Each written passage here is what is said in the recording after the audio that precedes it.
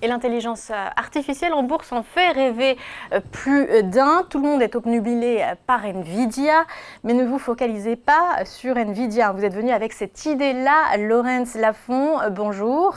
Vous êtes rédacteur de la lettre Oui, Propos utiles. Donc, vous nous dites de ne pas se focaliser sur l'IA, sur la valeur Nvidia seulement, et vous êtes venu avec d'autres idées. oui, parce que déjà Nvidia, on l'a vu, a fait un parcours de folie. C'est chèrement valorisé. Tout le secteur d'ailleurs des puces a eu un impact majeur lié à l'IA. Et on voit déjà des fissures se créer sur AMD qui perd plus de 20%, Super Microcomputer qui perd également 20%. Donc voilà, on est peut-être déjà très avancé sur ce secteur-là en termes d'impact de l'IA. Et c'est intéressant d'aller voir ailleurs. Et une des premières applications, c'est vrai, qui est liée à l'IA, c'est la robotique.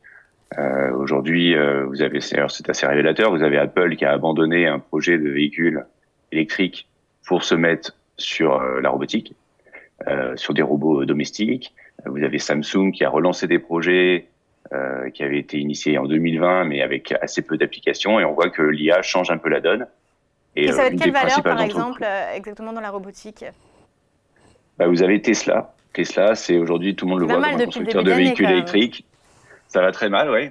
Et justement, pour eux, je pense que ça va être un moyen d'alléger le poids du véhicule électrique dans leur chiffre d'affaires et dans leur activité. Ils ont beaucoup avancé sur ce qu'ils appellent le robot Optimus. Si vous allez sur YouTube et que vous recherchez Ouais. des démonstrations de leur robot, vous verrez qu'il y a des applications assez concrètes. Et surtout, ce robot peut avoir des applications industrielles parce que bon, je parlais de Apple et Samsung juste avant, ce sont des robots qui sont à domicile. Mm. Est-ce que vraiment il va y avoir une demande, un engouement tout de suite pour ce type de produit? Je sais pas, mais sur l'industrie et sur la facilité de mettre des robots humanoïdes en plus, je pense qu'il y a un réel impact lié à l'intelligence artificielle puisque ces robots sont à la fois plus précis, plus rapides et ça ouvre un champ illimité. La robotique, et est-ce qu'on a des valeurs européennes alors qui sont dans ce secteur-là? C'est toujours le problème. Dès qu'on touche à l'innovation, à la technologie, malheureusement en Europe c'est assez limité. Alors, vous avez vu aussi un autre secteur, hein, c'est la cybersécurité. Là aussi, il est Mhm. forcément question d'IA, et vous avez aussi déniché quelques valeurs. Oui, parce que déjà, l'IA a un double impact sur le secteur de la cybersécurité. C'est-à-dire qu'à la fois, ça crée plus de besoins parce que tous les criminels ont recours aujourd'hui à l'IA. Vous avez transformation de la voix, transformation des images pour tromper les victimes. Et en même temps, l'IA va permettre aussi, en termes de défense du groupe de cybersécurité, de répondre à ces agressions de manière plus efficace. Vous avez un nombre de données plus grand qui peut être traité grâce à l'IA. Vous avez également, une réactivité, une adaptation par rapport aux tentatives d'arnaque entre guillemets, Mhm. plus forte. Donc voilà. Alors effectivement, oui, comme toujours, on se tourne vers l'Amérique. Il y a CrowdStrike et Palo Alto, par exemple, mais vous avez un groupe britannique qui s'appelle Darktrace, qui a toujours été d'ailleurs sur l'intelligence artificielle avec un lien avec la cybersécurité. Et donc c'est une carte aussi à jouer. Dark Trace, effectivement. Alors, il y a aussi un autre secteur, c'est l'électricité. Alors là, faut nous expliquer. Oui, alors ça peut paraître comme un long shot, comme ils disent aux États-Unis, mais en fait c'est assez concret. C'est qu'aujourd'hui l'IA a un impact en termes de consommation d'électricité très puissant. Dans le monde entier, vous avez 2% d'électricité, 2,5% qui sont consommés par les centres de données, pardon. Il y en a de plus en plus, c'est en croissance chaque année. Et donc, aux États-Unis, qui est un marché qui pendant 30 ans n'a pas vu de hausse de la demande d'électricité parce que voilà, il y avait une efficacité énergétique.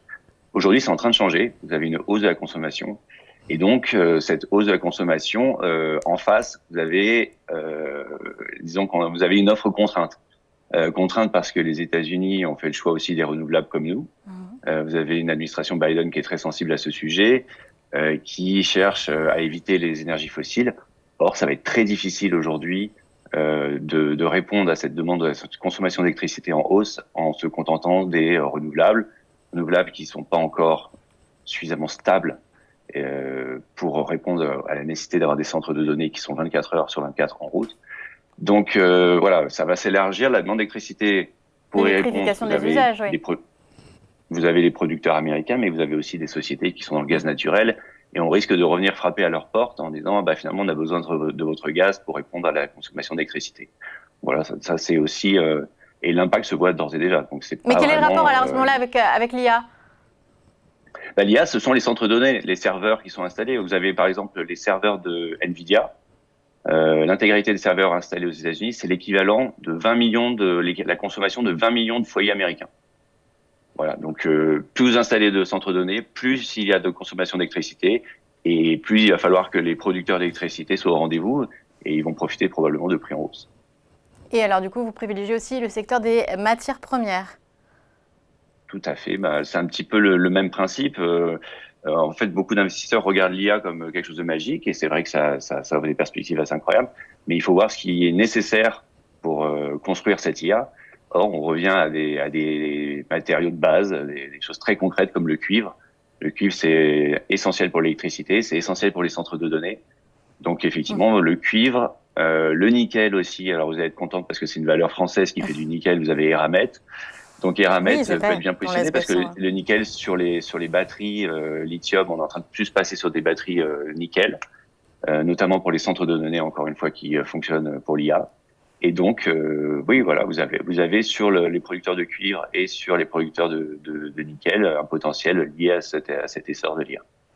Et puis, pour les entreprises qui implémentent de plus en plus l'IA dans leur système de données, comment ça va se traduire pour elles le succès? On va vers de meilleurs fondamentaux, enfin une meilleure rentabilité?